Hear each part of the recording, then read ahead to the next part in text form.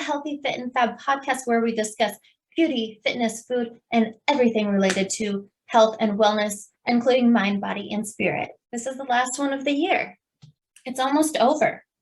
2021, that is. Anytime this has happened in history where we have a solar eclipse in the planet of Mars, the bombing of Hiroshima, 9/11, we're coming up to this again. And so I think it's very possible that we could be seeing some pretty crazy things from now until, the second or third week of January. At the very least, we might be feeling some very intense things just due to the astrology and, the way our bodies interact with the planets and the energies.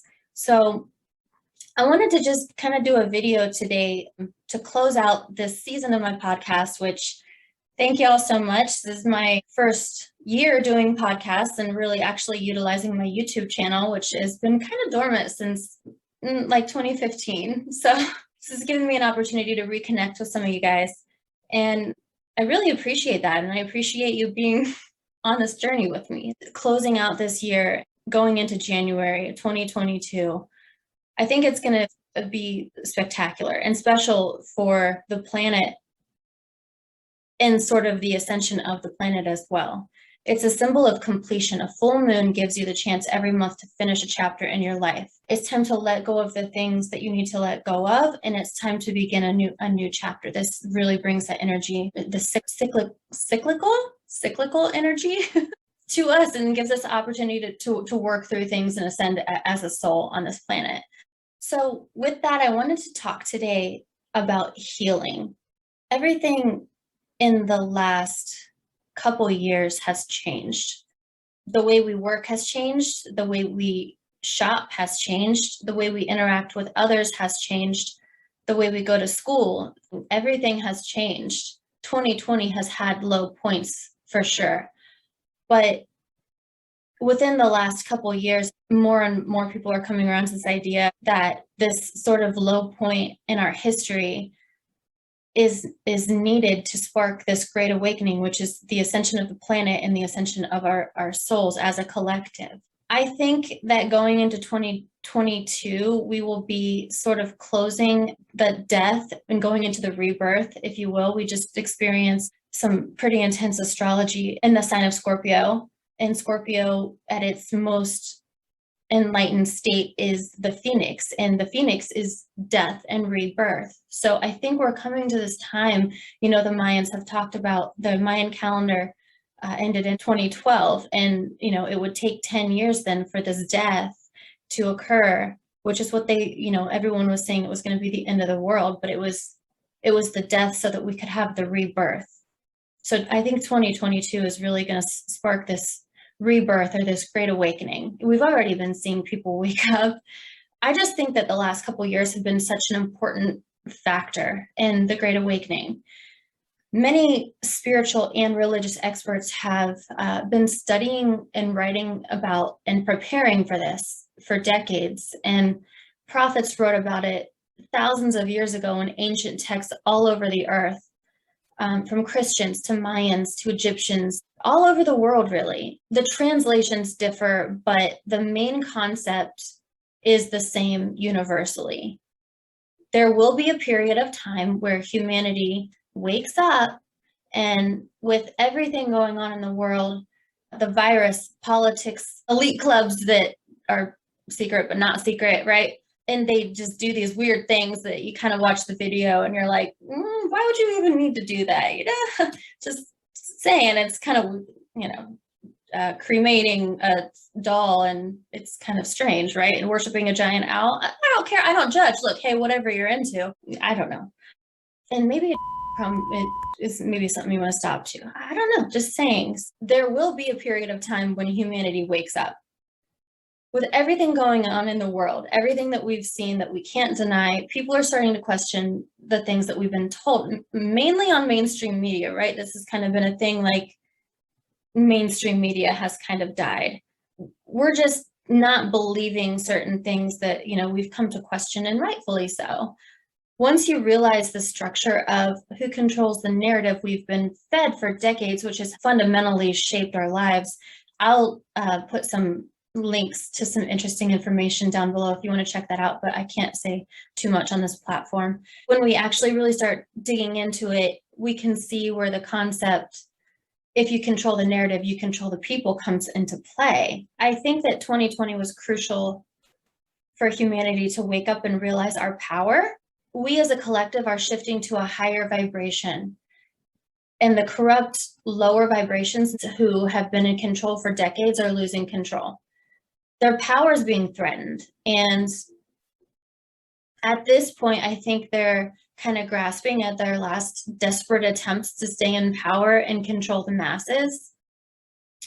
So the Bible mentions this as the rise of global government. Our current leaders are referring to it as the new, I don't even think you can say that on YouTube, you know.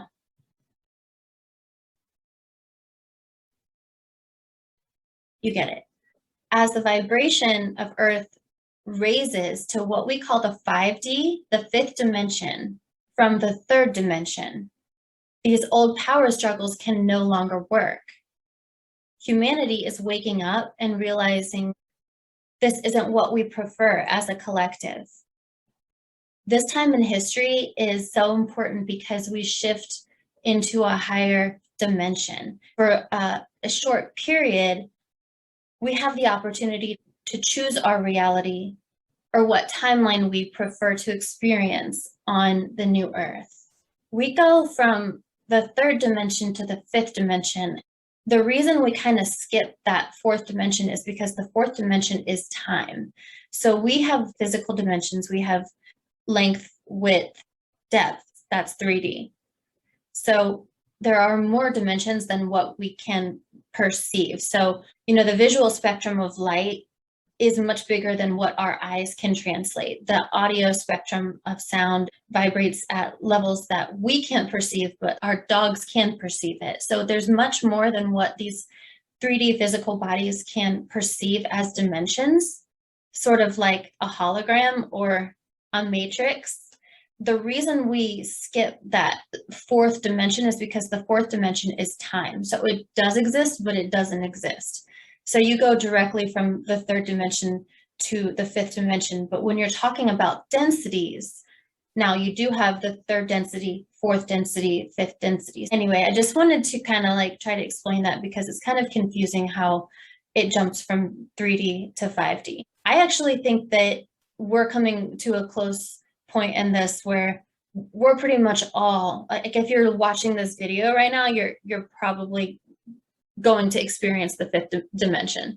The people who have not chosen to sort of go into another three-dimensional experience at this time and are still here kind of riding the wave and doing the shadow work and seeing what comes up and doing the spiritual, you know, soul work that's needed. We do have the opportunity to choose our reality.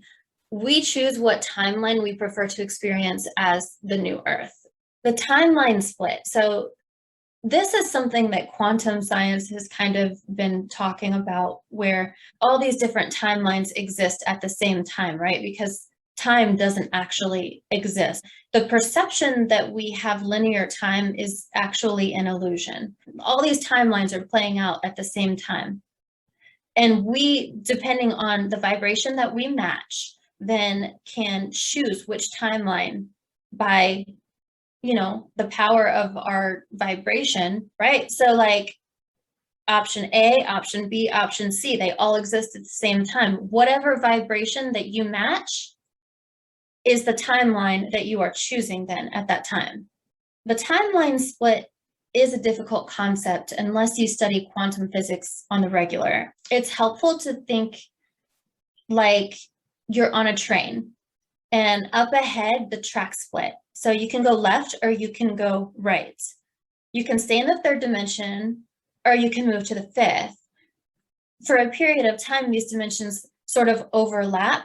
This is what's referred to in the Apocalypse of Elijah, where it says you can look through glass walls and see the suffering of others and not be affected. Also referred to as the dark night of the soul in the spiritual community. The important thing to note is that if the train tracks are splitting, you will be able to jump back and forth between 3D and 5D for a period of time. There will eventually come a time when the tracks that split become too far apart for you to jump to the other dimension. So where you are at that time, then you will remain. What's the difference between 3D and 5D? The third dimension of consciousness is rooted in the lower energy centers of the body. It deals mostly with ego, power struggles, service to self, survival, duality. Here we see a lot of good versus bad, light versus dark, good versus evil, separation, fear, blame. In the fifth dimension, we move more towards the heart chakra energy center in the body. Therefore, the focus is more on unity consciousness. This is the Christ consciousness. It's service to others and unconditional love. So here we realize the law of mirrors. This is the concept that whatever you see in others is just a reflection of something in yourself that you're noticing that needs to be healed. Maybe something you have suppressed and need to face. Is there some shadow work that you need to do? Or is there an emotion you're sending out that repeatedly comes back to you like a boomerang? Since we're all one under the Creator, the universe cannot assert anything onto you. It shows you what your soul needs through relationships with others. The law of mirrors is the concept that whatever you see in others is just a reflection of something in yourself. So likewise, there are a lot of twin flame unions happening right now. And the concept of a twin flame is also part of the law of mirrors, because as your soul ascends, you are then attracting yourself in another. A twin flame union is a soulmate, which is just you reflected as a mirror. So I'll give you a little personal example of important shadow work that I had to do over the last couple of years, mainly in 2020. On New Year's Eve, 2 years ago, my dad passed away, and we weren't close. In fact, I hadn't seen him since I was about 5 years old. But regardless, there were a lot of emotions I didn't even know I really had. So even though my dad wasn't a part of my life, I thought I might get an explanation why he chose things to be this way. Not that things were bad, I just had a missing part that, I wanted an explanation that I had never received. When he died, I realized I would never get that clarification, or I thought that I wouldn't. I thought that I would never get to know who he was as a person, and that hit me harder than I thought it would. But in addition, I realized how his absence had shaped a lot of my other relationships. And in a way, it made me stronger, more self-reliant, and more successful. But it was still something that needed healed, right? I think 2020 was a year of massive shadow work for a lot of people. And I think 2021, I honestly cannot decide which was more crazy, 2020 or 2021. They were both crazy. I think I did most of mine in 2020 and spent the majority of 2021 kind of implementing some of the lessons that I have learned and following some of the, life paths that I had felt called to before in my life, but never really pursued. I do think that in the last couple of years, we've been given the opportunity to do a lot of this shadow work. And I think there's still a lot of work to do too for a lot of people, but I think that it's going to kind of pile in over the next month or so as the vibration of the planet speeds up and the energy is higher. This pulls a lot of wounds to the surface. These wounds have to be faced, processed, and healed in order for the spirit to be able to match that higher vibration of the planet. Just as 2020 was an important year for healing the shadow, 2022 going forward marks the time when we can embody the higher self in a new dimension. It's a time to manifest and expect miracles. But before we can step into our higher self, we have to first heal our repressed wounds. The first thing I think you really need to do is to focus on your feelings. Why do they arise and what do they mean? I think a good way to reflect on this is to write a letter to whoever hurt you. And maybe do this for every person you can remember who's hurt you over the course of your life. You won't give the letter to the person, but it helps you to process the emotions and to see them objectively. I wrote a letter to my dad, and it felt amazing to let out all of those repressed emotions. Allow yourself to cry. But if you continue to dwell on those feelings, you'll continue to attract things that make you feel the same way through the law of attraction. Another very, very important step to healing is treat yourself right. Don't beat yourself up. Don't get mad at yourself. Don't criticize yourself. Love yourself. Invest in yourself. Get your hair done. Get a massage. Pamper yourself and do whatever makes you feel amazing. Sleep well. Eat right. Take care of your body. A healthy body and mind is the key to healing any healthy spirit. Become aware of your relationships and their impact on you. Are your relationships healthy? Who might you need to cut? This is difficult. Relationships give us the sense of sort of biologically who we are, what kind of, circles that we interact with. If you have a close relationship with someone, it can be very, very difficult to kind of let that go if it's not serving you. But there's absolutely zero reason for you to hold space in your life and devote precious energy to people that make you feel bad. But be careful. Are these people making you feel bad because they say and do cruel things? Or are they making you feel bad because there's something about them that irritates something inside of you? Is that thing inside of you maybe a reflection of something you've suppressed and need to deal with? Is this a projection of some shadow work that you need to do? What can you learn from even the hard relationships? Make sure you're giving and receiving love from your relationships.